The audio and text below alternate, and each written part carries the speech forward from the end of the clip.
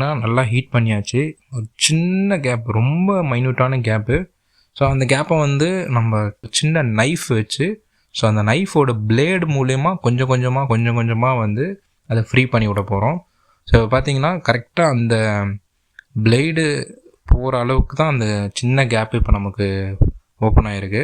So இது பார்த்திங்கன்னா இதை எக்ஸ்பேண்ட் பண்ணுறதுக்கு நம்ம லைட்டாக கொஞ்சமாக அதை புஷ் பண்ணிவிட்டு நெக்ஸ்ட்டு வந்து ஐபி கொஞ்சம் உள்ளே அப்ளை பண்ணிடலாம். அப்போ வந்து இன்னும் கொஞ்சம் சீக்கிரமாக அது வந்து ஃப்ரீயாகும். அப்போ தான் வந்து நம்ம ஈஸியாக அதை ஓப்பன் பண்ண முடியும், டேமேஜ் இல்லாமல். மெயினாக இது என்னென்னா நம்ம காதில் மாட்டுறது, ஸோ கொஞ்சம் விசிபிளாகவும் இருக்கும். காதில் நீங்கள் டேமேஜோடு மாட்டினீங்கன்னா ரொம்ப இரிட்டேஷனாக இருக்கும் இது.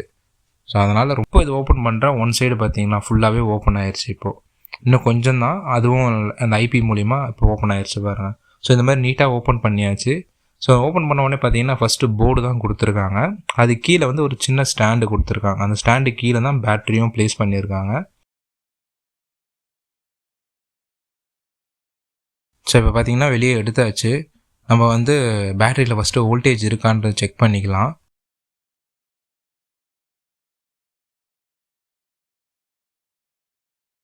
ஸோ பேட்டரியில் பார்த்தீங்கன்னா வோல்டேஜே இல்லை. ஸோ ஆப்வியஸாக அந்த பேட்டரி தான் மாற்ற போகிறோம்.